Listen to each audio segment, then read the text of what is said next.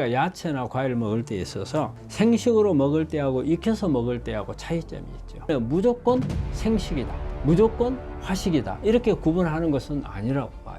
그러면은 우리가 목적에 따라서 좀 다르다고 봐요. 채소 과일 섭취, 생으로 먹는 게 좋을까요? 익혀서 먹는 게 좋을까요? 우리가 야채나 과일 먹을 때 있어서 생식으로 먹을 때하고 익혀서 먹을 때하고 차이점이 있죠. 그러면 이제 우리가 생식을 먹을 때는 이제 되게 수용성 물질들이 우리 몸에 어떤 파괴되지 않고 들어오기가 좋은 이제 그런 부분이죠. 그런데 이제 우리가 되게 이제 익혀서 먹는 거는 지용성 성분들을 먹기 위해서 익혀서 먹는 거예요. 그렇기 때문에 무조건 생식이다, 무조건 화식이다, 이렇게 구분하는 것은 아니라고 봐요. 그러면은 우리가 목적에 따라서 좀 다르다고 봐요. 예를 들어 가지고 내가 항산화 기능식품이라든지 이런 것을 먹는 게 많아. 그렇다면 내 몸에 어떤 지용성 성분들이, 지용성 비타민 이런 부분들이 난 더 필요한 것 같아. 그럼 익혀서 먹는 것, 특히 우리가 익혀서 먹어갖고 도움이 되는 것들이, 지용성 비타민이 많은 것들이 뭐예요? 토마토 같은 경우는 라이코펜, 비타민 A거든요. A 성분이에요. 그러면 이거는 그냥 생식으로 먹는 것보다는 익혀서 먹는 게 훨씬 몸 안에 흡수율이 좋거든요. 이럴 때는 이렇게 익혀서 먹고, 우리 토마토 익혀서 먹는 사람들이 많아요. 그런 부분. 그리고 비트도 마찬가지예요. 비트도 비타민 C가 많고 또 여러 가지 지용성 이런 비타민들도 있거든요. 그러면 내가 내 목적에 따라서 우리가 비타민 C라든지 비타민 B나 그냥 수용성으로 이제 열이 가야지 뭐 파괴되기 쉬운 이런 부분들은 가능한 생식으로 먹는 게 좋겠죠. 하지만 내가 목적이 어떤 지용성 성분들, 비타민 D라든지 비타민 A라든지 그다음에 비타민 E라든지 이런 부분들을 얻기를 원하고, 이런 경우에는 익혀서 먹는 게 낫고, 그리고 또 항암을 하는 우리 암 환자들, 항암을 하느냐 안 하느냐에 따라서 다르죠. 항암을 하는 경우에는 생식을 했을 경우에 감염 위험이 있기 때문에 가능한 한 화식, 익혀서 먹는 게 도움이 될 거고, 그런데 항암을 하지 않는 경우에 있어서는 하는 방법이 방금 제가 말씀드렸던 것처럼 어떤 목적이냐에 따라서 다를 수도 있고, 무조건 생식이 좋다, 또 화식이 좋다, 또 생식의 단점이 또 있어요. 생식의 단점은 거친 게 많거든요. 거친 게 많아서 위라든지 이런 부분들에 좋지 않을 수가 있어요. 특히 우리 암 환자들이 여러 가지 약도 많이 먹고 뭐 항암제 쓰고 뭐 방사선하고 그러면 장 기능이 막 떨어져 있는데 어쨌든 생식을 많이 하게 되면 거북스러운 부분들이 있죠. 이럴 때는 익혀서 먹는 게 도움이 되고, 그래서 음식을 먹는 데 있어서 나는 생식을 한다, 나는 화식을 한다, 이렇게 구분할 게 아니고 필요에 따라서 우리 암 환자들은 여러 가지 환경 변화가 와요. 내가 관해된 상태에서 환경, 어떤 내가 지금 치료를 하는 과정에 있어서 환경, 이런 부분들이 다 다르거든요. 그래서 그런 부분들을 고려해서 하는 게 낫지 뭐가 좋다, 뭐가 나쁘다 이렇게 가는 것은 아니라고 봅니다. 구독자님이 댓글로 남겨주신 질문입니다. 원장님, 채소 가루로 만들어 먹어도 괜찮을까요? 저 이거 권합니다. 왜냐하면 우리가 채소를 사실 하루에 필요한 게 우리가 식이섬유로 한 40g 정도, 채식으로 따지면은 우리가 야채로 따지면 한 400g 정도 되거든요. 우리 채소 속에는 물이 90%예요. 고용 성분이 10%밖에 안 되거든요. 그러면 이제 가루로 만든다고 해서 이거 말린 거잖아요. 수분을 다 빼버린 거거든요. 그러면은 적은 양을 가지고 큰 효과를 낼 수가 있거든요. 그래서 또 이게 줄기가 이게 있으면은 이게 우리 몸 안에서 소화가 잘 안 되는데 이걸 가루로 내면은 훨씬 더 흡수율도 좋고 또 소화도 좀 더 잘 되잖아요. 그래서 가루로 먹는 게 저는 나쁘다고 생각을 안 해요. 하지만 이제 이때 뭐냐면 이게 가루로 만들 때 어떤 방법으로 할 건지, 되게 이제 말려 가지고 하는데 말릴 때 햇빛에서 아주 잘 말리는 게 이제 좋겠고, 그래서 이제 우리가 이런 부분들을 제품으로 만들어 쓰기도 하거든요. 이거는 이제 우리가 동결 건조를 시켜요. 그리고 이제 나노로 분해를 해버리는 이런 방법들을 쓰게 되면 아주 적은 양을 가지고도 우리가 하루에 필요한 400g 이상의 효과를 낼 수가 있거든요. 근데 우리 환자분이 지금 가루로 내서 먹는 것도 나쁜 방법은 아닙니다. 그래서 이거는 좋은데, 일단 이제 되게 이제 비타민 C 같은 것은 이제 이렇게 동결 건조를 하면 비타민 C가 파괴가 안 됩니다. 근데 그냥 말리는 경우는 비타민 C는 파괴가 돼요. 그러니까 그런 부분들은 다른 데서 섭취를 하면 될 거고, 그래서 이거는 저는 그렇게 나쁜 방법은 아니고 좋은 방법이라고 생각을 합니다. 식사할 때 감정 상태가 건강에도 영향을 미칠까요? 이거는 암 환자에만 해당되는 게 아니고 암 환자도 뭐 식사할 때 우리가 기분이 좋아야 좋은 거고, 근데 일반인도 마찬가지잖아요. 예를 들어서 이래요. 지금 밥을 먹고 있는데 누가 와가지고 대놓고 야, 네 집에 도둑 들어왔어. 그러면 놀랄 거 아니에요. 놀라는 순간 어때요? 밥맛 없어져 버려요. 그죠? 밥맛이 뚝 떨어져 버린단 말이에요.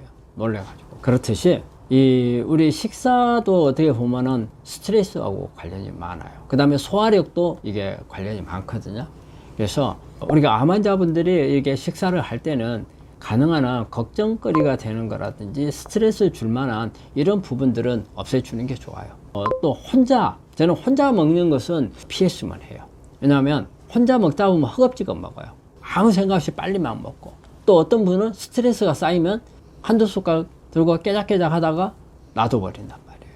그래서 식사가 즐겁지도 못하고 오히려 스트레스가 쌓이고 오히려 몸 안에서 산화물만 만드는, 또 아니면은 우리가 교감신경만 항진시키는 이런 역할을 하고 말 수가 있거든요. 그래서 식사 분위기는 밝은 게 좋고요. 가능한 한 걱정거리 되는 부분들은 식사 시간에는 피하고, 그리고 식사할 때는 가족이나 누가 같이 있으면서 분위기를 좀 만들어 주시고요. 우리가 대화를 하다 보면 입맛이 없어서 한참 이야기하다 보면 이야기에 빠져가지고 그냥 밥을 먹는 수가 있거든요. 아무 생각 없이. 입맛이 없을 때는 그런 방법도 좋거든요. 그래서 그런 방법을 통해서 좀 더 즐겁게 먹어야. 근데 우리가 식사를 할 때 교감신경이 항진되게 만들면은 입맛이 없어지는 거예요. 이 교감신경이 항진된다는 것은 긴장 상태를 만드는 거예요. 즉 스트레스예요. 이때 무슨 항암 치료 이야기하고 또 경제적인 걱정거리 이야기하고 가족 간에 그렇지 않아도 암 때문에 힘든 사람한테 이런 부분들을 이야기를 하게 되면은 긴장 상태에 빠지죠. 그러면 교감신경이 항진이 돼서 입맛 떨어지죠. 그 다음에 소화 안 되죠. 그 다음에 교감신경이 항진이 되면 면역도 떨어져요. 이거 다 안 좋죠. 그래서 절대 걱정되는 이야기는 하시지 말고, 또 분위기를 살려주는 누군가가 같이 먹는 게 좋고, 그리고 빨리 먹는 것을 피하게끔 만들어 줘야 돼요. 천천히. 빨리 먹으면 혈중 농도가 확 치솟아 올라가죠. 그래서 천천히. 우리가 환자분들한테 식사 시간을 어느 정도 하는 게 좋느냐고 이야기를 하면 보통 30분 정도를 먹으라고 그래요. 그리고 먹는 동안에 자주 씹어야 돼요. 그러니까 우리가 서로 간에 대화를 하다 보면 입안에서 우물우물 하면서 씹으면서 대화 나누고 하면은 소화가 잘 돼요. 그런데 그렇지 않고 그냥 하면은 막 몇 번 씹지 않고 넘겨버리고, 그 속도 빨라지죠. 소화 안 되죠. 그래서 오히려 안 좋을 수 있어요. 장 기능에도 안 좋을 수가 있고. 그래서 우리가 그 식사하는 것도 사실 스트레스하고 관련이 많고, 우리 암 환자들이 식사하는 분위기라든지 이런 부분도 아주 중요합니다. 암 환자 식사일기 작성이 중요한 이유는 무엇인가요? 우리가 이제 암 환자들이 그 식사 일기를 쓰는 것은 마르고 닳도록 날마다 이게 쓴다는 것보다도 중요한 게 이 사람이 어떤 식사 패턴으로 가고 있는가를, 그게 중요하거든요. 뭐냐면 이 환자가 우리 암을 치료하는데 도움이 되는 식사 패턴인지, 아니면 암에 도움이 되지 않는 식사 패턴인지, 그러면은 이 일기에는 어떤 것들이 나오냐, 몇 끼 어떤 음식을 먹었는가, 이런 부분들을 기록을 하고, 그 다음에 양은 얼마나 먹었는가, 그 다음에 또 하나는 어느 때 먹었는가, 그 다음에 여기다가 또 추가를 한다면 얼마 간격으로 먹었는가. 그 예를 들어 가지고 내가 한 30분 정도 한 번 먹을 때 30분 정도 먹는다, 아니면 한 10분 정도 먹는다, 아니면 5분 만에 나는 먹어버린다, 이런 부분들. 그 다음에 또 여기다가 내가 식사하는데 맛있게 잘 먹었다, 내가 못 먹었다, 이런 부분들을 기록을 하면 이 기록을 가지고 자기 자신이 들여다볼 수 있어요. 그리고 또 우리 환자분들이 암에 대해서 공부를 좀 많이 하잖아요. 식단 같은 거 하잖아요. 그러면 내가 그런 걸 보면서 이게 좋은 방법이구나 하지만 내가 정말 그렇게 실행을 했는지 그건 또 다르거든요. 그래서 자신을 한번 돌아볼 수 있는 그런 부분들이 되는 거고, 또 아니면 이 자료를 전문가한테 주는 거예요. 의사들한테 줘도 되고, 아니면 우리가 영양 전문가들이 있거든요. 이런 분들한테 줘서 암 식단으로서 이게 맞는가, 이런 부분들을 줘서 평가를 받고, 이것을 어떻게 교정을 하는 게 좋은가 조언을 받고. 그래서 식이 일기를 쓰는 것은 우리 암 환자들한테는 좀 아주 중요하고, 할 수 있다면 꼭 한 번 정도는 해볼 필요가 있습니다. 우리 환자분들 그런 분들이 있습니다. 식이일기 써갖고 오신 분들이 있거든요. 그래서 봐달라고 하신 분들이 있거든요. 그리고 또 이제 여기다가 하나 추가를 한다면 어떻게 처리를 했는가도 써오신 분들이 있으면 아주 좋아요. 튀김류를 좀 좋아하는 분들이 있고 또 육류를 좋아하는 분들 아니면 채식을 좋아하는 분들 그리고 이제 조리할 때 조미료를 많이 쓰는가 안 쓰는가 그 다음에 간을 짜게 하는가 약하게 하는가 그런 부분들을 다 해갖고 온다면 우리가 제3자 입장에서 객관적으로 평가해 줄 수가 있거든요. 그리고 어떤 부분을 고쳐야 될지 본인이 모르는 경우가 많아요. 여러 방향에서 암을 때리려면 어떻게 해야 하나요? 우리가 이제 크게 큰 카테고리를 이렇게 볼 때 일단 뭐 수술, 항암, 방사선이 가장 기본이죠. 근데 이제 우리가 수술을 하거나 항암을 하거나 방사선이 100%를 이렇게 장담할 수 있는 치료법들은 되지를 못해요. CT나 MRI를 통해서 우리 암 덩어리가 보이잖아요. 그러면 이 덩어리가 전부가 아니란 말이에요. 주변에 보이지 않는 그런 암들이 있는 걸로 돼 있어요. 보통 우리가 1cm 암이었을 경우에 눈에 보이지 않는 전이, 미세 전이가 50%라고 그래요. 10명에 5명은, 이게 2명, 1명 꼴이죠. 2명에 1명은 옆에 퍼져 있는 게 있을 수 있다는 거죠. 그렇기 때문에 수술하고 나서 그 다음 뭘 해요? 이걸 잡기 위해서 항암을 하고 방사선을 하죠.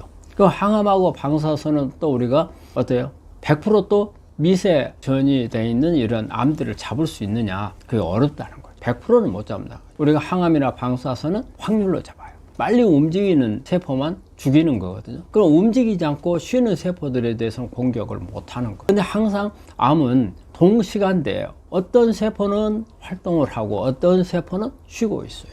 그래서 같은 시간대에 항암을 하거나 방사선을 했을 경우에 다를 못 죽인다는 거예요. 그래서 예를 들어 가지고 우리가 확률이 30%씩 죽인다. 그러면 한 번 할 때마다 30%를 죽이는 거예요. 그럼 100개를 가지고 했다고 그래요.